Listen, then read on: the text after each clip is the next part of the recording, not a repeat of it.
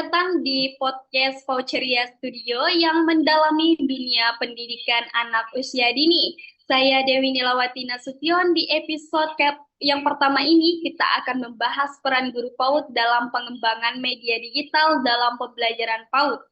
Menariknya, survei dari Kementerian Pendidikan menunjukkan bahwa 80% guru PAUD merasa belum siap menghadapi teknologi baru. Bagaimana mereka bisa beradaptasi? Mari kita eksplorasi bersama. Untuk membahas ini lebih mendalam, saya sangat senang menyambut bintang tamu kita yang sangat luar biasa pada malam hari ini, yaitu Ibu Heni Yunita SPD, AUD MPD, seorang guru PAUD yang berpengalaman dengan spesialisasi dalam integrasi teknologi. Selamat datang kami ucapkan kepada Ibu Heni Yunita. Bagaimana kabarnya Ibu? Alhamdulillah baik. Wah, Masya Allah sekali. Semoga kita semua selalu dalam keadaan sehat walafiat. Kami dari kelompok mahasiswa yang sedang menyelenggarakan podcast untuk mengembangkan potensi dan inovasi agar kedepannya siap menghadapi dunia pendidikan yang nyata. Narasumber kita hari ini adalah seorang praktisi pendidikan anak usia dini yang telah berpengalaman dalam mengintegrasikan teknologi digital dalam kurikulum PAUD. Selama kurang lebih dari 2 dekade, beliau konsisten memberikan perhatian pada pembelajaran anak usia dini yang menyenangkan dan bermakna, dengan semangat untuk menciptakan lingkungan belajar yang inklusif dan penuh makna bagi anak-anak. Untuk memperkaya kompetensinya, beliau juga aktif mengikuti berbagai pelatihan, antaranya yaitu TOT Inklusif PAUD, BIMTEK Fasilitator Pengembangan Anak Usia Dini, dan masih banyak yang lainnya. Selain sebagai pendidik, Ibu Heni juga aktif dalam berbagai profesi dan juga organisasi pendidikan. Salah satunya yaitu asesor BAN PAUD, asesor BAN PDM, dan juga trainer inklusi. Wah, luar biasa sekali ya perjalanan beliau ini. Kita bisa melihat betapa besarnya pengabdian Ibu Heni Yunita terhadap dunia PAUD. Beliau juga bukan hanya seorang pendidik, tetapi juga sosok inklusif yang terus menebarkan semangat belajar dan cinta untuk anak-anak usia dini. Semoga semangat dan dedikasi beliau bisa menjadi motivasi bagi kita semua yang ada pada malam hari ini. Langsung saja pada inti pembahasan. Jadi bagaimana Ibu Heni bisa dijelaskan secara singkat apa saja utama dari materi pengembangan media digital dalam pembelajaran PAUD ini? Oke, baik. Bismillahirrahmanirrahim. Terima kasih kepada Mbak Dewi Nilawati yang telah yang akan membersamai saya eh, di 1 jam ke depan. Insya Allah, semoga kegiatan kita dapat berjalan lancar dengan mengucapkan Bismillahirrahmanirrahim. Baik, alhamdulillah dengan perjumpaan kita ya. Alhamdulillah dengan anugerah terindah dari Tuhan Yang Maha Kuasa yang memudahkan dan mudah-mudahan dengan kegiatan kita akan membuat termotivasi yang memberikan spirit yang positif untuk kerja kita secara nyata karena bagaimanapun eh, aktivitas yang kita lakukan ini salah satunya tentang bagaimana untuk bisa mengembangkan media pembelajaran kaitannya dengan media digital yang pada saat ini semuanya sudah memiliki HP ya, gawai ya saat ini.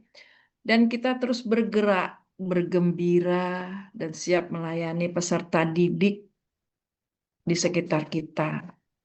Baik, mohon izin sebelumnya saya ucapkan terima kasih banyak karena saya sudah diberi kesempatan untuk membersamai teman-teman mahasiswa dari Universitas Ya, Untan ya, dari Untan, mahasiswa PG PAUD. Baik, kita memang ada bahasa ikan cepat ikan gabus ya.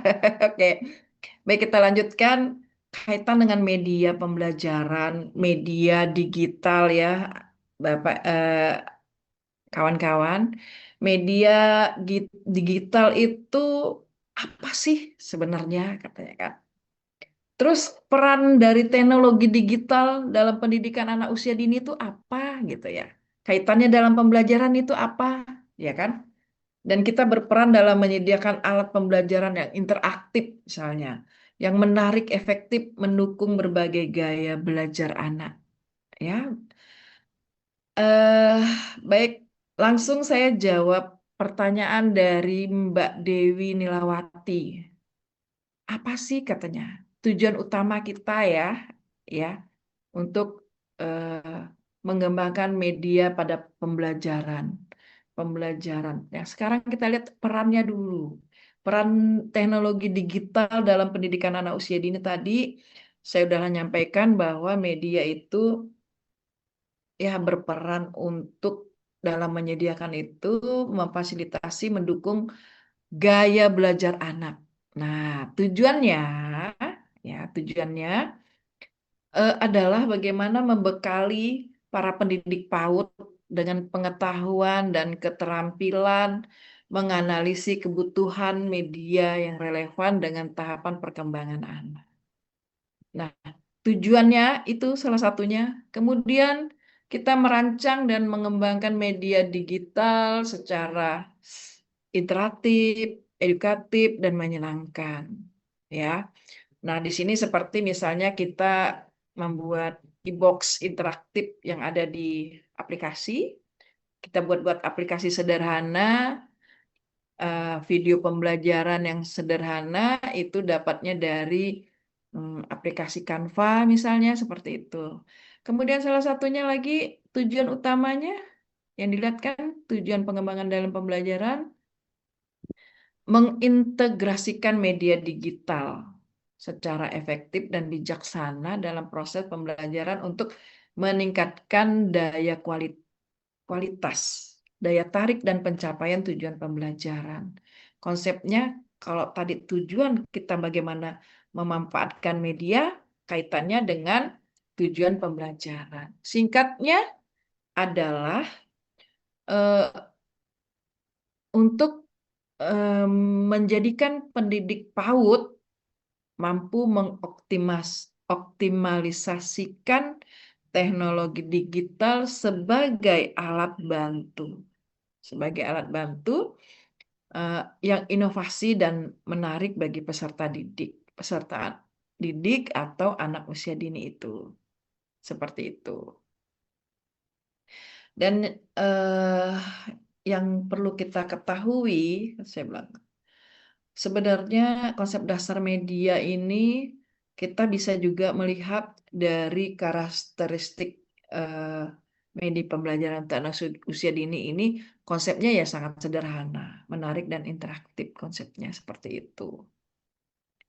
Eh, Kiranya hanya itu dapat dipahami ya, Mbak Dewi. Ya, terima kasih Ibu Heni atas penjelasan yang sangat informatif dan mendalam. Nah, pertanyaan selanjutnya yaitu tadi kan ada membahas dalam materi disebutkan bahwa media pembelajaran itu berperan penting dalam meningkatkan motivasi dan pemahaman anak. Bisa Ibu jelaskan secara rinci bagaimana contoh media yang efektif untuk anak usia dini? Oke, baik.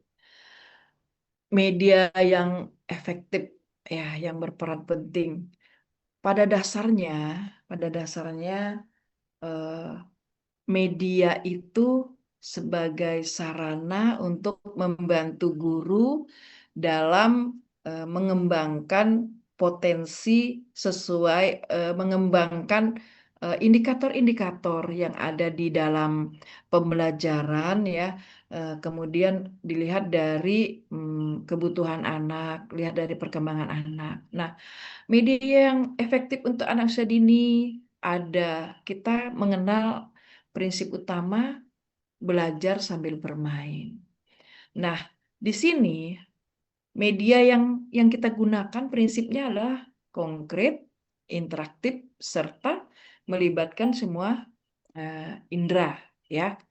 Nah, eh, ada juga media yang konvensional maupun yang digital yang yang sederhana ya gitu ya.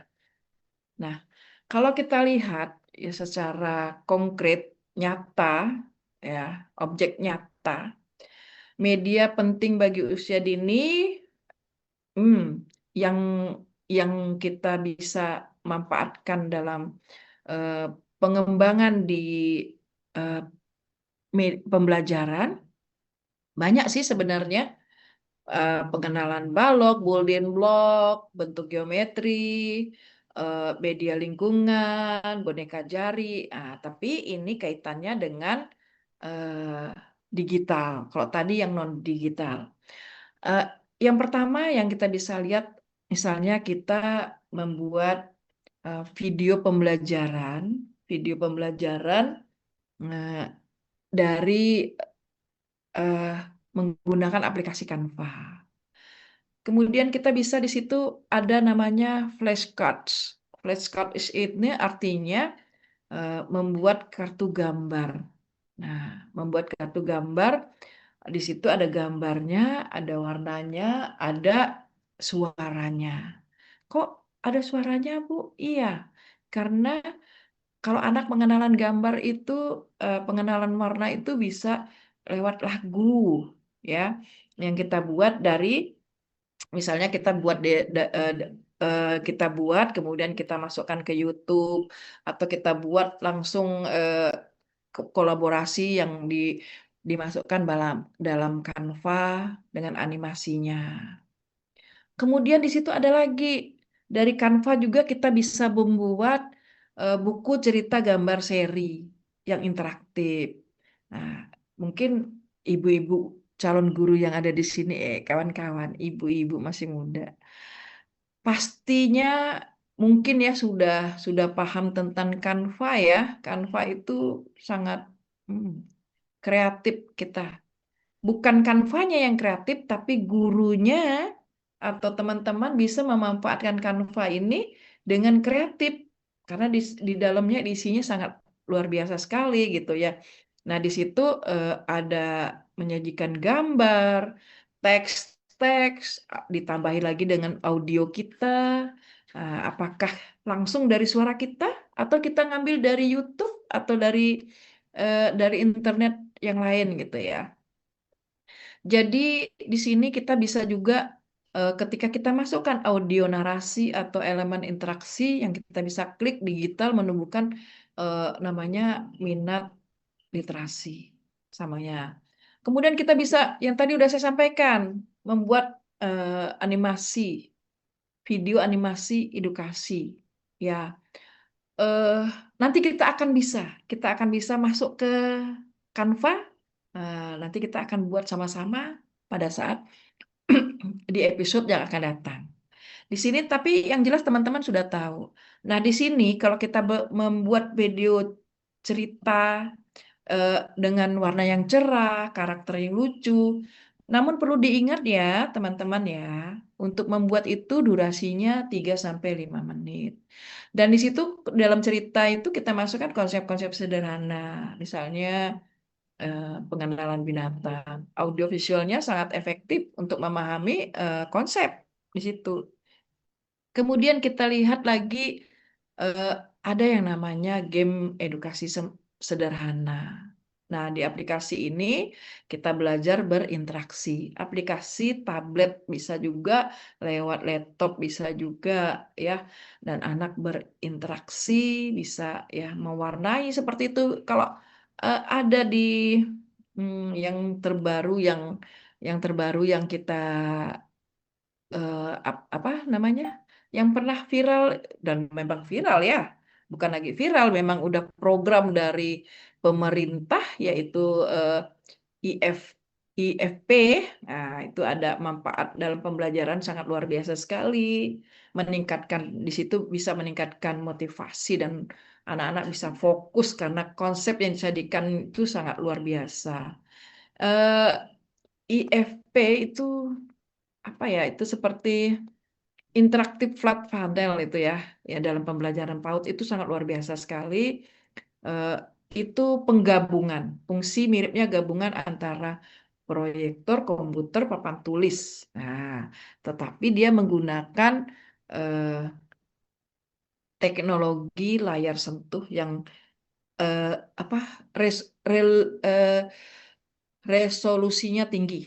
Nah, jadi luar biasa. Keunggulannya ya anak PAUD langsung berinteraksi langsung dengan konten, menulis, mewarnai, menggeser, mencocokkan dengan menggunakan jari. Ada juga penanya. Nah, sehingga pengalaman belajar anak sangat kolaboratif dan menarik. Itu salah satunya yang sekarang ya, yang sekarang. Makanya eh, ada juga dalam hadis Nabi kita disampaikan bahwa kenapa kita perlu digital nih, media digital. Eh, ada hadisnya, didiklah anak sesuai zamannya. Seperti itu ya. Eh, kemudian eh, kenapa dia penting ya media konkret? Memang anak memang harus konkret, tidak abstrak ya anak-anak PAUD itu sifatnya adalah konkret. Kemudian ya tadi kalau kita menggunakan apa namanya media IFP itu sama sih seperti kita di Canva ya, hanya kan kalau Canva itu pakai laptop kecil, kalau itu kan layarnya gede lebar ya. Nah, yang paling penting kawan-kawan kita bisa lihat sesuaikan dengan kebutuhan ya, kebutuhan anak, kemudian kita sesuaikan juga dengan minat bakat anaknya di mana, kemudian kita juga lihat dari usia perkembangan anak. Kalau kita lihat sih konsepnya, kenapa tidak boleh lama-lama? Karena radiasinya, karena media itu sifat yang paling penting adalah aman. Seperti itu. Dapat dipahami ya? Gimana Mbak Dewi? Baik sekali Ibu atas penjelasan yang sangat detail dan praktis. Contoh-contohnya juga benar-benar membantu kita dalam memahami bagaimana media bisa membuat pembelajaran PAUD lebih menarik dan efektif. Ini pastinya dapat menginspirasi bagi para guru dan juga orang tua di rumah. Iya. Nah, jadi ada nggak sih Bu aplikasi atau teknologi digital yang benar-benar cocok gitu untuk digunakan di PAUD? Oh, ada. Sekarang ini yang paling mudah ya, yang kita paling mudah yaitu tadi udah saya sebutkan di depan tadi itulah media Canva. Kita membuat animasi di situ ada multisensorik.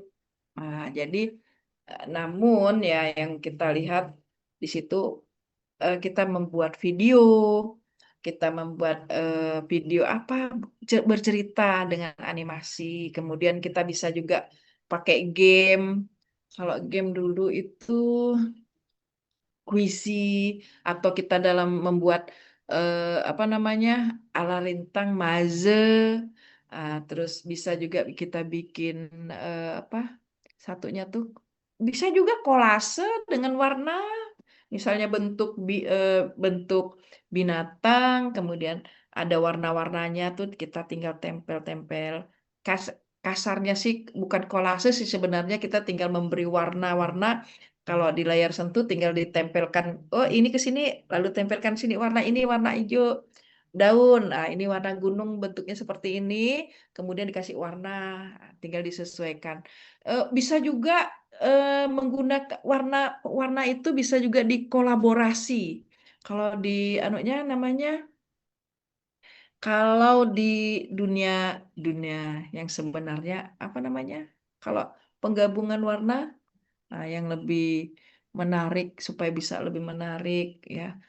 eh Supaya lebih bisa anak-anak, oh kalau warna hijau dicampur merah jadinya apa gitu. Kalau hijau dengan kuning jadinya apa? Itu bisa, itu ada di situ di teknologi itu bisa. Kemudian kalau misalnya kita melalui aplikasi interaktif yang apa ya, menggabungkan elemen visual seperti gambar-gambar yang cerah, audio tadi sudah saya sampaikan, kinestetiknya ya kita lihat dia tuh kinestetiknya ketika dia menyentuh kalau di IFP-nya kemarin ya, yang tadi di depan saya anukan, yang saya jelaskan tadi kan. Kemudian yang lebih efektif adalah merangsang indera anak ya secara bersamaan. Jadi audionya jalan, visualnya jalan, kemudian indranya, daya pikirnya tuh eh, jalan. Itu yang kita lihat ya anak lebih termotivasi ya mendukung proses pembelajaran, anak lebih termotivasi untuk belajar gitu.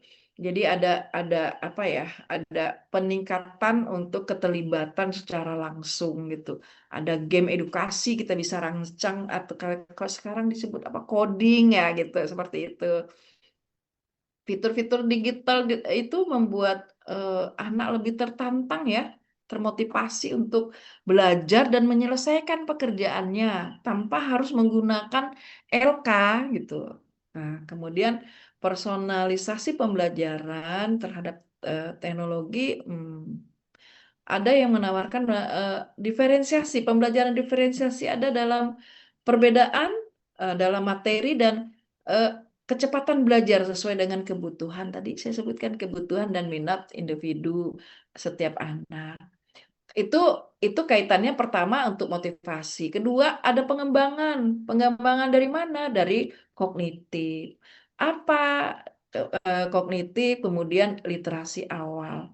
Kalau teknologi, konsep-konsep dasar itu kan termasuk fondasi, fondasi belajar anak lebih awal. Misalnya kalau dilihat dari literasi awal itu kita apa ya menggunakan e-box, e-box interaktif, aplikasi membaca, membantu anak dalam apa ya mengenalkan konsep membaca ya mulai dari kiri ke kanan, membedakan huruf, kata, memperkaya kosakata.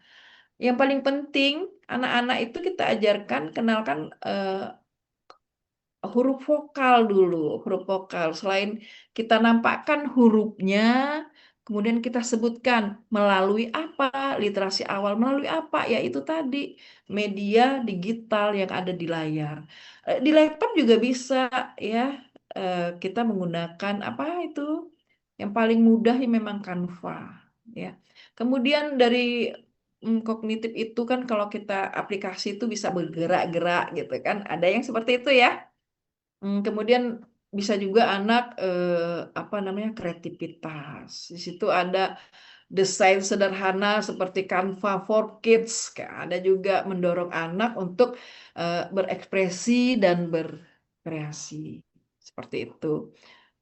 eh Kemudian ya kita ada ada juga literasi digital sejak dini. Apa itu pengenalan alat, perkenalan menggunakan alat perangkat digital sebagai alat belajar, bukan hiburan, bukan hanya hiburan aja gitu. Eh, Apa ya? Ketika kita yang paling penting yang perlu kita pahami adalah kita ketika membimbing itu ya jangan terlalu lama kita, ya kan? Karena di keterampilan abad 21 itu menggunakan aplikasi, platform digital, meskipun sederhana itu sangat membantu meletakkan dasar dan keterampilan. Salah satunya adalah anak berpikir kritis, seperti itu ya, berpikir kritis. Kemudian anak dapat memecahkan masalah, problem solving, nah, dalam konteks digital seperti itu. Tantangan yang utama ya kita perlu tahu, ketika suatu suatu benda yang bermanfaat tentu ada tantangannya. Yang paling penting tadi pengawasan dan pembatasan waktu yang ketat seperti itu. Supaya anak tidak ada ketergantungan, ya seperti itu. Kualitas konten edukatif aman dan sesuai dengan nilai-nilai ya, eh, harus ada dibantu ya dari orang tua juga, bukan hanya guru. Yang intinya adalah teknologi digital sebagai alat bantu yang kuat. Keberhasilannya ditentukan dari berapa lama dia digunakan, kemudian penyeimbangan antara media itu dalam walau yang nyata dengan yang pengalaman bermain nyata dengan yang di dunia digital itu harus ada keseimbangan ya. Eh, itu aja yang boleh saya sampaikan untuk pertanyaannya, apakah dapat membantu terkait dengan yang disampaikan tadi yang ditanyakan tentang teknologi digital proses pembelajaran ya. Seperti itu perannya ya yang ditanyakan. Wah, luar biasa sekali Ibu rekomendasinya. Ini dapat memberikan ide yang praktis bagi pendidik dan juga orang tua untuk mengintegrasikan teknologi di PAUD.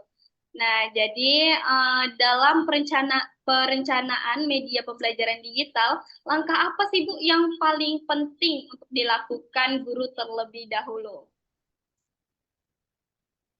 Langkah-langkahnya ya kita perlu kita perlu memahami langkah-langkah yang paling penting. eh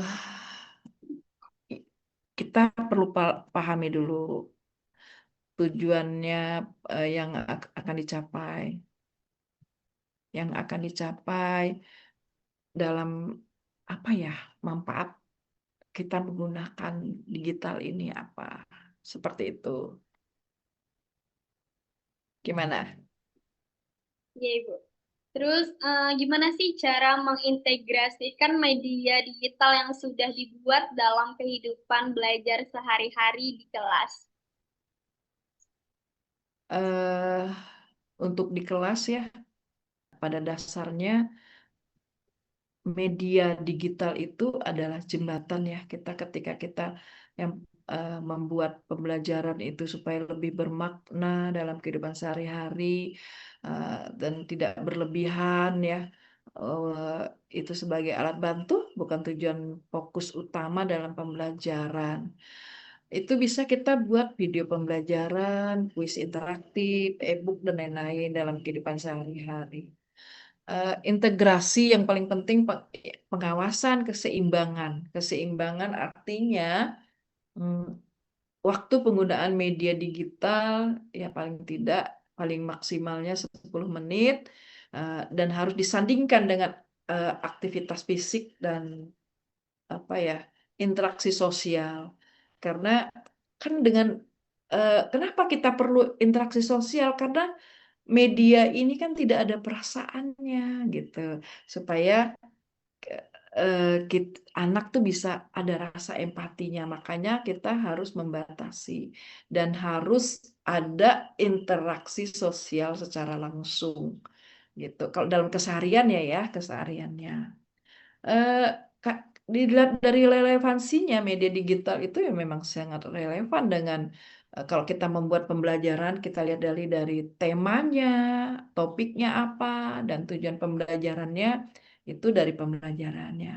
Seperti itu. Relevansinya media pembelajaran digital harus sesuai dengan tema topik yang kita ajarkan gitu ya. Kalau di dalam K13 kita ini kan masih menggunakan 10 tema. Kalau kita jika kita masuk ke dalam pembelajaran kurikulum Merdeka itu udah kita masuk ke topik bukan topik ya, topik pembelajarannya tuh apa. Kemudian kalau kita masuk sekarang ada pembelajaran mendalam, nah, ya kan? Dan yang paling penting kita harus paham dulu nih, gitu. Temanya apa, capaian pembelajarannya, kemudian tujuan pembelajaran, kemudian alur tujuan pembelajaran. Misalnya pada saat pembukaan, ya kan, kita bagaimana membangkit minat atau watch anak, ya kan. Nah, kita memperkenalkan, bisa kita menggunakan contoh penerapannya ya, kita bisa menggunakan video pendek yang dengan durasi 1 sampai 3 menit ya untuk memperkenalkan tema ya. Memutarkan video contohnya seperti apa ya? Menunjukkan metamorfosis boleh itu. Binatang terbang kupu-kupu, siklus hidupnya kupu-kupu. Uh, Nanti tetap akan anak akan timbul minat bertanya gitu ya kan. Dari yang ditontonnya itu dia akan bertanya. Kehidupan sehari-hari apa? Oh, mungkin dilihat kupu-kupu dengan jangan lupa pembelajaran kita menggunakan saintifik 5M apa itu anak yang pertama anak melihat guru menjelaskan, kemudian anak melihat memperhatikan berinteraksi, kemudian eh, dengan adanya yang disampaikan contoh seperti tadi yang saya sampaikan video kupu-kupu ya kehidupannya. Oh, Bu Guru, gitu dijelaskannya. Kemudian anak mengumpulkan informasi di dalam otaknya, kemudian oh ternyata kupu-kupu tuh seperti ini ya, ternyata banyak ya. Setelah itu dia timbullah rasa ingin bertanya. Bu Guru, katanya gitu. Kupu-kupu yang pernah saya lihat warnanya kuning, katanya. Kalau yang di sini, oh iya, langsung kita jelaskan. Itu namanya mengasosiasikan apa yang diterimanya, apa yang pernah diterimanya di lapangan, di kehidupan nyata, kemudian yang dijelaskan oleh Bu Guru berkaitan dari video yang diterimanya, itu langsung dikumpulkan nih, diasosiasikan di otaknya, ya. Semua lalulah timbullah dia membuat pertanyaan, kemudian dia buat pernyataan. Oh, ternyata kupu-kupu prosesnya dari telur dulu ya, Bu Guru. Iya.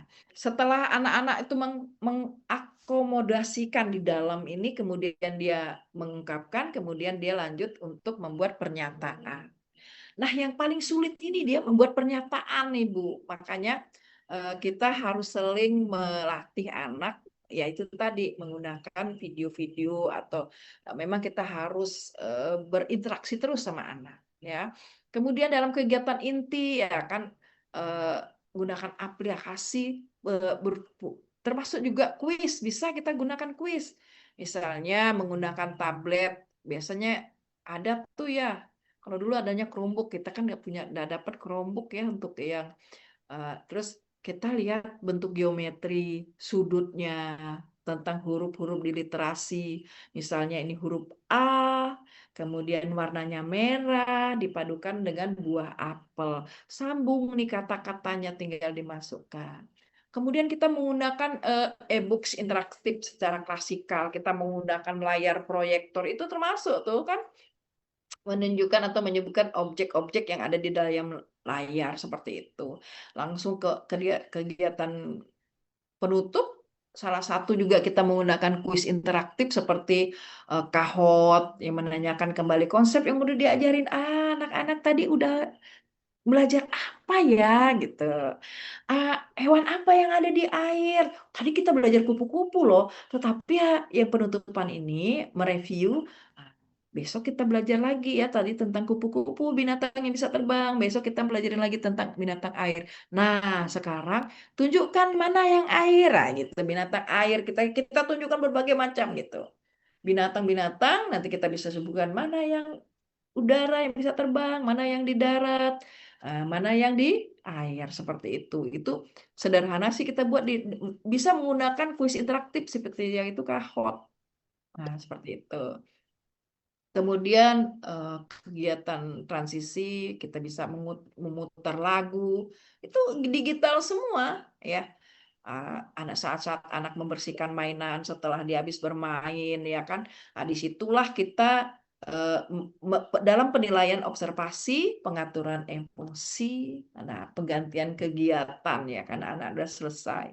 Ayo anak-anak kita kemaskan mainan yang udah dimainkan. Nah, kemudian kita mendorong anak untuk merapikan kelasnya, media yang udah dimainkan kita kemaskan. Ya tadi itu main ya kan habis makan ya biasanya anak-anak terus main balok apa seperti itu. Yang jelas salah satunya kunci sukses ya kunci sukses adalah memastikan bahwa media itu sebagai jembatan yang mengarahkan anak untuk beraktivitas, bermain secara fisik, berinteraksi sosial, dan bereksplorasi dalam dunia nyata, seperti itu. Itu ya yang tadi ditanyakan ya dalam kaitannya ya, Mbak Dewi ya, Ya, gimana? Lanjut? Penjelasan Ibu tuh udah sangat jelas dan memberikan gambaran yang konkret bagaimana media digital bisa menjadi bagian dari kegiatan belajar, bukan hanya sekedar pelengkap saja. Nah, jadi apakah ada pesan dan harapan dari Ibu Heni untuk guru PAUD agar tetap kreatif dan inovatif dalam mengembangkan media digital? Ada, pesannya banyak sebenarnya ya. Yang paling penting ya kita harus menjadi teladan ya dalam menggunakan media ini. Kita harus juga pahami sebagai guru PAUD, calon guru PAUD dalam menghadapi teknologi eh, IA, AI, ya kita harus pandai ya etika ya, memanfaatkan generatif AI seperti hmm, Google Gemini, ChatGPT, ya itu bisa brainstorming dengan ide tema-tema pembelajaran kerangka modul. Itu sebenarnya salah satu pemanfaatan di media yang digunakan oleh guru-guru ya, bukan hanya guru PAUD, tetapi memang kita harus cerdas apa namanya, cerdas dalam digital. Fokus pembelajaran personal. Terus kalau untuk hmm, pesan ya, pesan harapan, ya jadikan digital sebagai alat, bukan tujuan. Satu, yang paling penting. Yang paling penting kemudian jangan pernah takut atau terbebani dengan teknologi digital, media digital termasuk AI adalah sebagai alat bantu yang dirancang untuk mendukung, eh, memberi dukungan pembelajaran ya perkembangan anak secara holistik. Harapannya ya kita gunakan media digital untuk memperkaya pengalaman bermain, memperkuat interaksi tatap muka. Maksudnya eh, inovasi sejati ya adalah ketika teknologi membantu anak ke dunia nyata dengan pemahaman lebih kaya. Yang kedua, eh, kembangkan pola pikir kreator, bukan sekedar konsumer. Kita membuat, jadi kita membuat, guru harus beralih, bukan hanya sekedar mencipta konten ya yang sekedar mengguna, maksudnya guru harus beralih dari bukan hanya sekedar pengguna, tetapi pencipta konten yang relevan. Praktik membuat video interaktif membuktikan bahwa semua guru adalah bisa dengan media eh, yang sangat personal sesuai dengan konteks lokal dan spesifik untuk pendidikan anak secara personal ya. Kemudian harapannya ya teman-teman ya, kita harus berani bereksperimen dengan alat-alat digital seperti itu. Seperti misalnya yang tadi di depan itu apalah pemanfaatan media Canva, kemudian aplikasi quiz ya, bahkan kamera personal yang ada di dalam HP supaya bisa menghadirkan media yang orisinil, kreatif. Kreatif itu tidak perlu dengan bahan yang mahal, tetapi yang kedua, tadi kedua ya, yang ketiga, yang paling penting adalah etika, etika penggunaan dengan keseimbangan pengguna. Eh, karena apa ya? Dalam semua inovasi, keselamatan, etika, dan keseimbangan harus menjadi prioritas. Media digunakan sesuai dengan usia anak, tidak ada apa ya konten-konten negatif dan batasi durasinya. Harapannya ya kita harus menjadi teladan digital untuk anak dan orang tua. Karena kita juga harus suatu saat nanti kita seperti zaman COVID ya, orang tua kita latih supaya membuat video pembelajaran yang dari rumah seperti itu. Nah, ajarkan anak tentang cara menggunakan teknologi secara sehat dan bermanfaat, sehingga anak menjadi generasi yang cerdas. Dalam arti kata, dapat memanfaatkan digital dan berkarakter dengan baik. Teruslah berusaha, jangan sampai eh, putus di jalan ya. Yang langkah penting untuk kita untuk bisa eh, terus belajar dan terus berkolaborasi. Jangan malu untuk bertanya. Seperti itu. Ada pantunnya lagi. Ada lagi yang udah cukup situ ya? Cukup Ibu. Gimana? Sudah jelas sekali penjelasan yang Ibu berikan. Ya, terakhir pesan saya tadi sih udah banyak sih pesan-pesannya. Untuk segera merefleksi ya, perbaikan inovasi berdasarkan yang kita sampaikan, kita memang harus beradaptasi dengan media pembelajaran sesuai kebutuhan. Semoga nanti ke depannya akan menjadi kita cerdas dalam memanfaatkan media digital seperti itu. Itu aja yang bisa saya sampaikan. Kira-kira Baik Ibu, terima kasih banyak kepada Ibu Heni atas pesan dan harapan yang begitu menyentuh serta memotivasi. Semoga semangat dan inspirasi yang Ibu sampaikan dapat menjadi dorongan bagi para guru PAUD untuk terus Amin. berinovasi dan menghindarkan pembelajaran yang menyenangkan bagi anak-anak yang luar biasa sekali Ibu. Ya, eh, terima kasih juga saya sampaikan harapannya ya tadi sudah saya sampaikan berkali-kali bahwa kita memang harus eh, guru PAUD tidak perlu menjadi ahli, tetapi mereka perlu jadi guru pengguna pengguna digital yang cerdas. Dan kita bisa tahu bagaimana cara memanfaatkan teknologi untuk memperkaya pengalaman belajar. Sambil tetap memegang teguh peran sentral kita sebagai pendidik yang penuh kasih sayang. Seperti itu. Ya, dengan mengadopsi apa ya, media-media yang kita gunakan yang jelas kita harus lebih cerdas penggunaannya seperti itu. Jadilah guru pengrajin media digital dengan berhati cahaya. Apa maksudnya, Bu? Mau nanya nggak? Berhati cahaya. Oke, jangan meragukan diri kita. Kreativitas, inovasi bukanlah bakat bawaan, melainkan kebiasaan yang diasah setiap hari. Di era digital ini, teman-teman, calon guru, Bapak Ibu guru, kita adalah jembatan emas yang menghubungkan dunia nyata yang penuh rasa dengan dunia digital yang penuh keilmuan. Jangan lupa tadi kasih sayang. Ya, itu aja yang dapat kami sampaikan.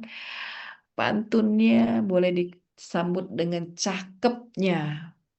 Burung Baik, nuri hinggap di dahan, riang berkicau sepanjang hari. Terima kasih saya haturkan kepada teman-teman yang telah memberikan kepercayaan kepada saya dengan apa yang telah saya sampaikan.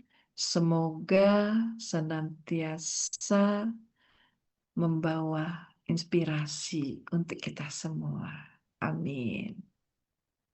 baik, kami ucapkan terima kasih yang sebesar-besarnya kepada Ibu Heni Yunita, SPD AUD, MPD yang telah meluangkan waktu di tengah-tengah kesibukan untuk hadir bersama kami hari ini sebagai narasumber yang sangat luar biasa.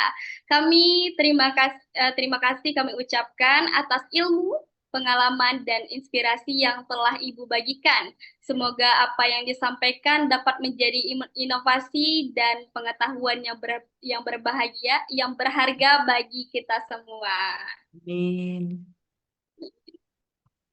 Semoga dari pengalaman beliau, kita semua semakin termotivasi untuk terus belajar dan berinovasi. Terima kasih telah mendengarkan. Sampai jumpa di episode berikutnya dengan topik yang tidak kalah menarik. Terima kasih, Bu. Sama-sama. Assalamualaikum warahmatullahi wabarakatuh.